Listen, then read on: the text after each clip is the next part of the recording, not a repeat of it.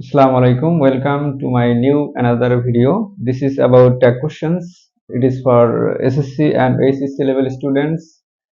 তো dear viewers, dear learners, আমি আজকে ট্যাগ কোশ্চেন বিষয়ে আলোচনা করব। ট্যাগ কোশ্চেনটা হচ্ছে এক ধরনের short form of question.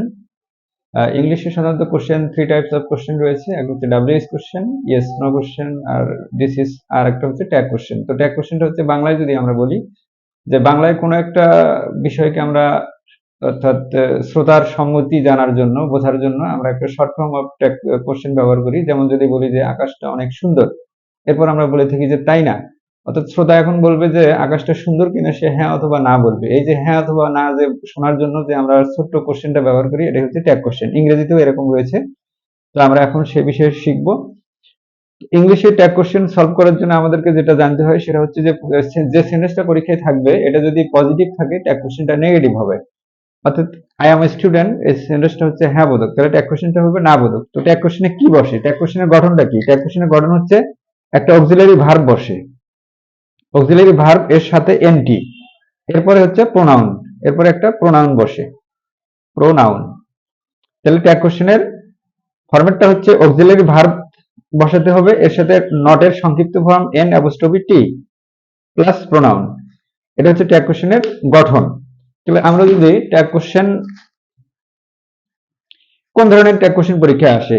Tag question সাধারণত একটা হচ্ছে যে প্রেজেন্ট ইনডিফিনিট টেন্স থেকে আসে, প্রেজেন্ট পাস্ট ইনডিফিনিট টেন্স থেকে আসতে পারে, এটাতে মোডাল ভার্ব দিয়ে আসতে পারে, এরপরে ইম্পারেটিভ সেন্টেন্স রয়েছে, এগুলো দিয়ে সাধারণত আসে, এরপরে নেগেটিভ সেন্টেন্স থাকে।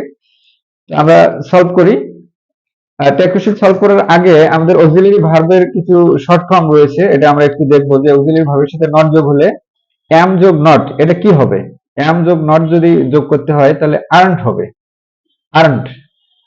এরপর উইল যোগ নট, এটা হবে ওন্ট। এটা যদি আমরা না জানি তাহলে ট্যাগ কোশ্চেনে ব্যবহার করতে পারবো না। W O N apostrophe T, won't. Shall যোগ নট, এটা হবে শান্ট, শান্ট। এরপরে ডাজ যোগ নট, ডাজেন্ট। এরপর ডিডন্ট, এটা একটা শর্ট ফর্ম হবে।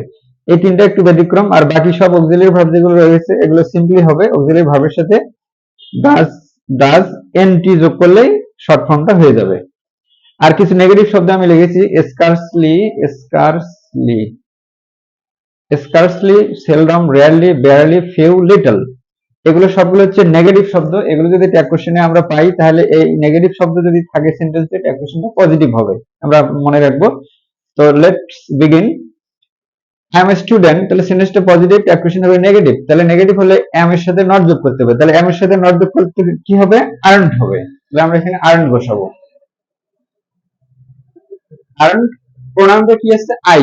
এখানে প্রোনাউনটা আই। যদি এখানে থাকতো যে স্টুডেন্ট, তাহলে একজন বুঝালে হতো হি অথবা সি, বেশি বুঝালে হতো দে। তাহলে এখানে আছে I am student, earned I. My father always works hard, তাহলে এখানে মূল ভার্ব দিয়ে আছে ওয়ার্কস। তাহলে আমাদেরকে চিন্তা করতে হবে যে এখানে ওয়ার্কসটা কোন টেন্সে আছে। প্রেজেন্ট টেন্সে হলে অক্সিলারি ভার্ব আমরা নেব ডু, ডাজ। পাস্টে থাকলে নেব ডিড।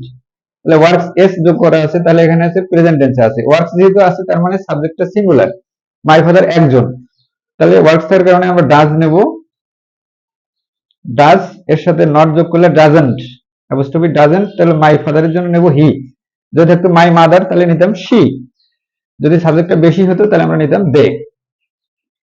এরপরে every mother loves her child, দুই নাম্বারটা হচ্ছে every mother loves her child. যদি সাবজেক্ট হিসেবে এভরি দিয়ে থাকে তাহলে আমরা প্রোনাউন নেব দে।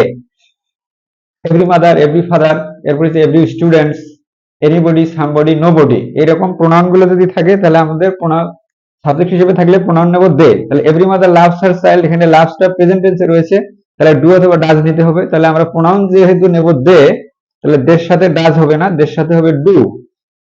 সেন্টেন্সটা যেহেতু হ্যাঁ বোধক রয়েছে, তাহলে আমরা এখানে ডুর সাথে নট যোগ করব, ডু এনটি, এন অ্যাপোস্ট্রফি টি।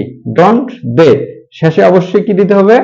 যেহেতু এটা কোশ্চেন, ইন্টারোগেটিভ চিহ্ন অবশ্যই দিতে হবে। ইন্টারোগেটিভ চিহ্ন যদি আমরা না দেই তাহলে কোশ্চেনটা ভুল হয়ে যাবে। নাথিং ইজ ইম্পসিবল, এখানে আমি বলবো যে নাথিং, সামথিং, এনিথিং, এভরিথিং, এই চারটে থিং এর যে কোনো একটা যদি সাবজেক্ট হিসেবে থাকে আমরা প্রোনাউন নেব ইট,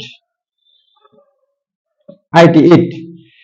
শেষে ইন্টারোগেটিভ চিহ্ন দিতে হবে। এখন অক্সিলারি ভার্ব রয়েছে ইজ, তাহলে আমরা নিলাম ইজ। তাহলে ইজ ইট, কেন এখানে ইজ ইট নাথিং শব্দটা নিজেই নেগেটিভ, তাহলে সেন্টেন্সটা নেগেটিভ রয়েছে, ট্যাগ কোশ্চেন পজিটিভ হবে। ইজ ইট, যদি এখানে থাকতো সামথিং ইজ ইম্পসিবল, তাহলে সামথিংটা কি হচ্ছে পজিটিভ, তাহলে সামথিং ইজ পসিবল, তাহলে তখন হতো ইজন্ট ইট। তো যেহেতু নাথিং এ এখানে নট রয়েছে, এই কারণে আমরা বাড়তি নট এখানে নিলাম না। Is it the police arrested them, তাহলে এখানে অ্যারেস্টেড এখানে পাস্ট টেন্সে রয়েছে, তাহলে আমাদের এখানে অক্সিলিয়ারি ভার্ব হবে ডিড।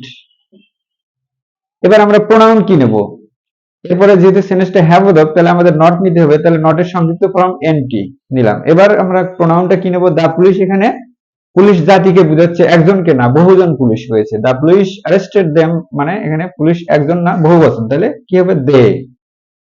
তাহলে সাবজেক্ট যদি বহুবচন বোঝায়, তাহলে আমরা প্রোনাউন নেব দে।